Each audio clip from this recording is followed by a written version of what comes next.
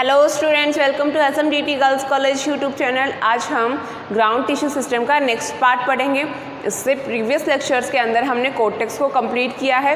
किसको? Ground tissue system के अंदर हमने कोर्टेक्स को कंप्लीट कर लिया है। ग्राउंड टिश्यू सिस्टम को हमने 4 पार्ट्स में डिवाइड किया था। वो 4 पार्ट्स कौन कौन से हैं?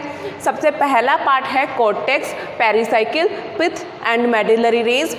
Cortex, pericycle, pith and medullary rays जो है 4 ग्राउंड टिश्यू सिस्टम के पार्ट्स थे। इन ग्राउंड टिश्यू सिस्टम के पार्ट्स को हमने स्टील की बेसिस पे डिफरेंशिएट किया था। स्टील की बेसिस पे कैसे डिफरेंशिएट किया था? हमने कहा था कि वो पार्ट ग्राउंड टिश्यू सिस्टम का जो स्टील के अंदर प्रेजेंट होगा उन्हें हम इंट्रास्टीलर ग्राउंड टिश्यू सिस्टम कहेंगे, और जो स्टील के बाहर की तरफ प्रेजेंट होगा उसे एक्स्ट्रास्टीलर ग्राउंड टिश्यू सिस्टम कहेंगे। कोर्टेक्स को हमने एक्स्ट्रास्टीलर ग्राउंड टिश्यू सिस्टम कहा है। क्या? कोर्टेक्स जो है वो एक्स्ट्रास्टीलर ग्राउंड टिश्यू सिस्टम है। एक्स्ट्रास्टीलर ग्राउंड टिश्यू सिस्टम। क्यों है एक्स्ट्रास्टीलर ग्राउंड टिश्यू सिस्टम? क्योंकि ये जो स्टील के बाहर की तरफ प्रेजेंट है, इसलिए कोर्टेक्स को हमने एक्स्ट्रास्टीलर ग्राउंड टिश्यू सिस्टम कहा। पेरिसाइकिल, पिथ और मेडुलरी रेज जो 3 पार्ट्स हैं वो इंट्रास्टीलर ग्राउंड टिश्यू सिस्टम है। क्या है? Intrastelar ground tissue system. कौन कौन सा? Pericycle, medullary rays and pith जो है वो तीनों इंट्रास्टीलर ग्राउंड टिश्यू सिस्टम के अंदर इंक्लूड किया जाएगा। हम इनमें से एक्स्ट्रास्टीलर ग्राउंड टिश्यू सिस्टम कोर्टेक्स को कंप्लीट कर चुके हैं। प्रीवियस लेक्चर में हमने क्या पढ़ा था? हमने ये देखा था कोर्टेक्स को हमने फर्दर 4 पार्ट्स में डिवाइड किया था। वो 4 पार्ट्स कौन कौन से थे? 4 पार्ट्स में हमने देखा हाइपोडर्मिस के बारे में। किसके बारे में? हाइपोडर्मिस। हाइपोडर्मिस के बाद में हमने जनरल कोर्टेक्स के बारे में पढ़ा।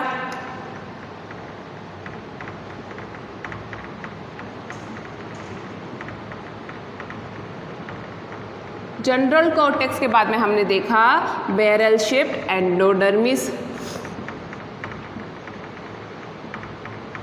और एक और पार्ट हमने पढ़ा था एक्सोडर्मिस। ये एक्सोडर्मिस जो थी वो रूट्स के अंदर प्रेजेंट थी, कुछ प्लांट्स के अंदर एपिडर्मिस के जस्ट बिलो एक्सोडर्मिस प्रेजेंट होती है। एक्सोडर्मिस थी क्या? 3 to 4 लेयर्स थी, मल्टी लेयर्स थी, इंट्रासेलुलर स्पेस एब्सेंट थे और थिक वॉल्ड सेल्स होती है। फंक्शन क्या कर रही थी? प्रोटेक्शन का फंक्शन कर रही थी। ये हम प्रीवियस लेक्चर में कंप्लीट कर चुके हैं। आज हम पढ़ेंगे पेरिसाइकिल के बारे में कि पेरिसाइकिल है क्या, पिथ क्या होती है, और ये मेडुलरी रेज जो होती है ये होती क्या है। बेसिकली आज हम इंट्रास्टीलर ग्राउंड टिश्यू सिस्टम को कवर करने वाले हैं। इंट्रास्टीलर ग्राउंड टिश्यू सिस्टम में सबसे पहले हम पढ़ते हैं पेरिसाइकिल। पेरिसाइकिल है क्या? पेरिसाइकिल जो है डायग्राम में देखो एक ब्लू कलर से लाइन ड्रॉ की गई है। पेरिसाइकिल जो होती है वो एंडोडर्मिस और वैस्कुलर बंडल्स के बीच में प्रेजेंट होती है। क्या? पेरिसाइकिल्स जो है एंडोडर्मिस के और वैस्कुलर बंडल्स के बीच में प्रेजेंट एक सिंगल लेयर्ड स्ट्रक्चर होती है जो कि पैरेन्काइमा सेल से मिलकर बनी हुई होती है। क्या कहा है हमने? पेरिसाइकिल जो होती है वो एंडोडर्मिस और वैस्कुलर बंडल्स के बीच में प्रेजेंट होती है। किन किन के बीच में? वैस्कुलर बंडल्स और एंडोडर्मिस के बीच में प्रेजेंट एक सिंगल लेयर स्ट्रक्चर होती है जिसे हम पेरिसाइकिल कह रहे हैं। ये पेरिसाइकिल्स जो होती है कौन से सेल से मिलकर बनी हुई होती है? पेरिसाइकिल जो है वो पैरेन्काइमा सेल से मिलकर बनी हुई होती है। कौन से सेल से? Parenchyma sales.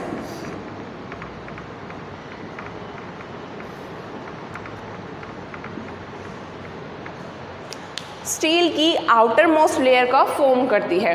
पेरिसाइकिल जो है वो स्टील की आउटर मोस्ट लेयर का फॉर्म करती है। ये एंडोडर्मिस के और वैस्कुलर बंडल्स के बीच में प्रेजेंट होती है। स्टील की आउटर मोस्ट लेयर का फॉर्मेशन करती है। पेरिसाइकिल से स्टील जो है वो स्टार्ट होती है। हमने स्टील के बेसिस पे ही इन ग्राउंड टिश्यू सिस्टम को डिवाइड किया है, जिसमें हमने कहा पेरिसाइकिल जो होती है वो इंट्रास्टीलर ग्राउंड टिश्यू सिस्टम है। क्यों? क्योंकि पेरिसाइकिल से ही स्टील जो है वो स्टार्ट हो रही है और पेरिसाइकिल आउटर मोस्ट लेयर होती है किसकी? स्टील की आउटर मोस्ट लेयर होती है। हम लिख देते हैं क्या है, आउटर मोस्ट लेयर है, किसकी है, स्टील की आउटर मोस्ट लेयर होती है।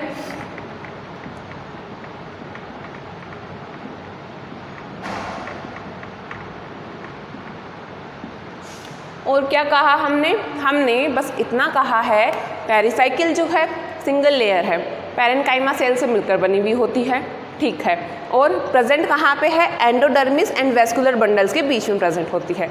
और क्या कहा हमने, ये कहा कि आउटर मोस्ट लेयर बनाती है, किसकी, स्टील की आउटर मोस्ट लेयर बनाती है। लेकिन कुछ प्लांट्स के अंदर क्या होता है, कुछ प्लांट्स की रूट के अंदर ऐसा देखा जाता है कि ये पेरिसाइकिल जो है वो मल्टी लेयर्ड होगी। डायग्राम में हमने केवल एक सिंगल लेयर पेरिसाइकिल बनाई है, जबकि कुछ प्लांट की रूट्स के अंदर जो होती है पेरिसाइकिल मल्टी लेयर्ड होती है। कैसी होती है, मल्टी लेयर्ड होती है। और ये स्क्लेरेन्काइमा सेल से मिलकर बनी हुई होती है। कौन सी सेल से, स्क्लेरेन्काइमा सेल से मिलकर बनी हुई होगी, मल्टी लेयर्ड होगी। कहाँ पे देखने को मिलेगी, स्माइलेक्स प्लांट की रूट के अंदर देखने को मिलती है। कहाँ पे, ये हमें स्माइलेक्स प्लांट की रूट के अंदर देखने को मिलती है।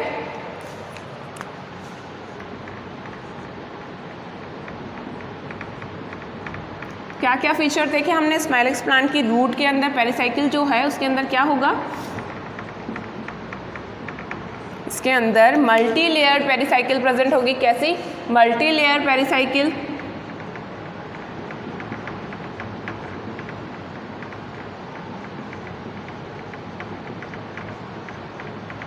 और ये स्क्लेरेन्काइमा सेल से मिलकर बनी हुई होती है।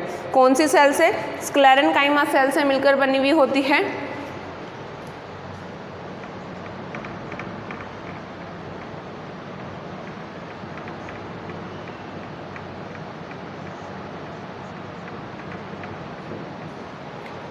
एक्वाटिक प्लांट्स के अलावा कौन से, एक्वाटिक प्लांट्स कौन से हैं, जलीय पादप जो कि वाटर के अंदर रहते हैं, वाटर में रहते हैं, उन प्लांट्स को हम एक्वाटिक प्लांट्स कहते हैं। एक्वाटिक प्लांट्स के अलावा हर एक कैटेगरी के प्लांट के अंदर उसकी रूट में एंड स्टेम में जो ये पेरिसाइकिल होती है ये प्रेजेंट होती है। इसका हमने ये देखा कि ये सिंगल लेयर है। कहाँ पे प्रेजेंट है, एंडोडर्मिस एंड वेस्कुलर बंडल्स के बीच में प्रेजेंट है। फिर हमने कहा आउटर मोस्ट लेयर होती है, किसकी, स्टील की आउटर मोस्ट लेयर है। और हमने कहा कि स्माइलेक्स प्लांट की जो रूट है उनके अंदर मल्टी लेयर्ड पेरिसाइकिल प्रेजेंट होगी और ये स्क्लेरेन्काइमा सेल से मिलकर बनी हुई होती है। ये पिथ क्या होती है, पिथ जो होती है, पिथ होती क्या है, पिथ जो है वो रूट्स के अंदर एंड डाइकोट प्लांट्स का सेंट्रल पार्ट होता है। क्या है पिथ, पिथ जो है वो रूट का एंड डाइकोट स्टेम्स का सेंटर पार्ट होता है।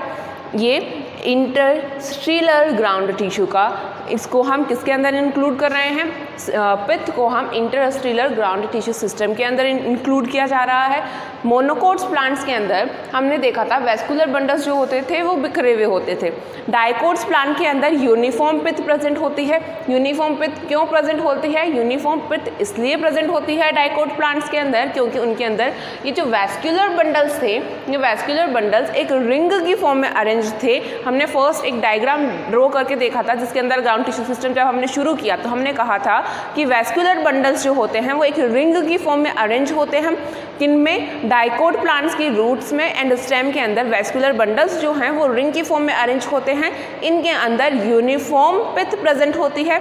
जबकि मोनोकोट प्लांट्स के अंदर क्या होता है, मोनोकोट प्लांट्स के अंदर वेस्कुलर बंडल्स जो होते हैं वो बिखरे हुए होते हैं, वो एक रिंग की फॉर्म में अरेंज नहीं होते। वहाँ पे यूनिफॉर्म पिथ हमें नहीं देखने को मिलेगी। क्या, पिथ जो होती है वो यूनिफॉर्म किन में नहीं देखने को मिलेगी, मोनोकोट्स प्लांट के अंदर। जबकि डाइकोट प्लांट्स के अंदर क्या होता है, पिथ जो होती है वो यूनिफॉर्म होती है, विस्तृत होती है। एक यूनिफॉर्म या फिर सुव्यवस्थित पिथ जो होती है वो हमें देखने को मिलती है। पिथ में भी कोर्टेक्स की तरह, क्या, पिथ में भी कोर्टेक्स की तरह क्या प्रेजेंट होता है, रेजिन कैनाल्स, टैनिन और स्क्लेरेट्स जो होता है वो पिथ के अंदर प्रेजेंट होता है। हम लिख लेते हैं क्या क्या कहा हमने? पित्त के लिए हमने कहा कि पित्त जो है वो यूनिफॉर्म पित्त प्रेजेंट होती है किसके अंदर? डाइकोट प्लांट्स के अंदर। ऐसा क्यों? ऐसा इसलिए क्योंकि उनके अंदर वैस्कुलर बंडल्स जो होते हैं वो रिंग में प्रेजेंट होते हैं।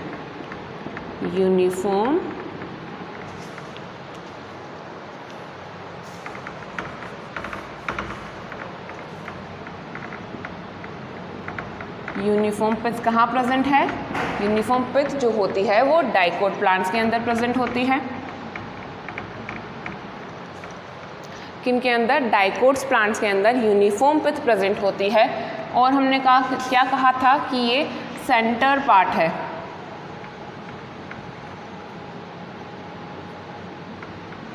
किसका? रूट का एंड स्टेम का। पित्त के अंदर कोर्टेक्स की तरह ही क्या क्या प्रेजेंट होता है? रेजिन, टैनिन कैनाल्स और स्क्लेरिड प्रेजेंट होता है। क्या प्रेजेंट है? Resin canals, tannin and sclereids जो होता है वो प्रेजेंट होता है।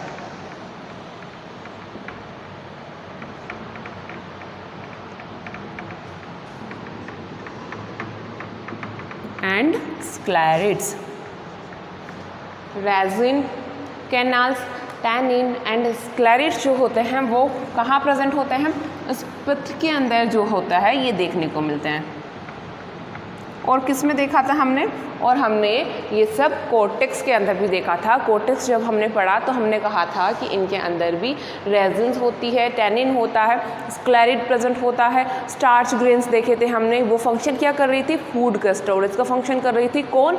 कोर्टेक्स। कोर्टेक्स की तरह ही पित्त के अंदर भी रेजिन कैनाल्स होती हैं, टैनिन होता है और स्क्लेरिड जो होता है वो प्रेजेंट होता है।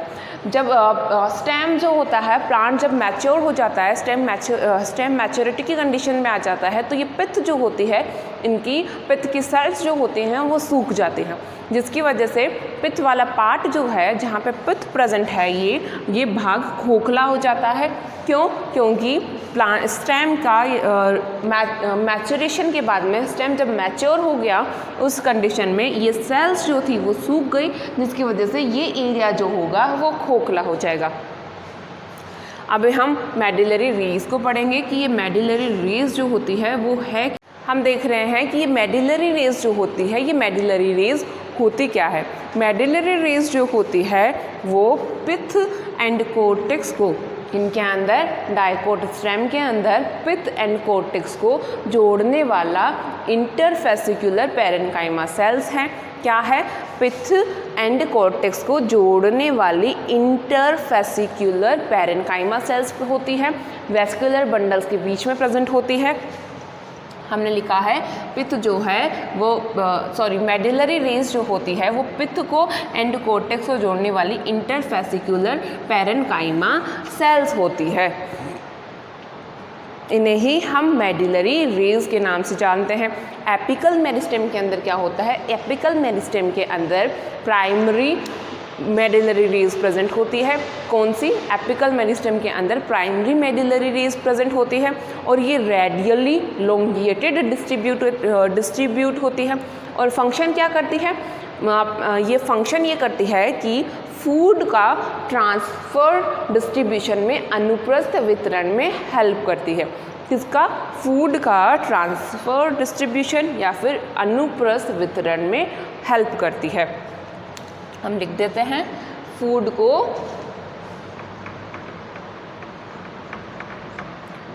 ट्रांसफर डिस्ट्रीब्यूशन में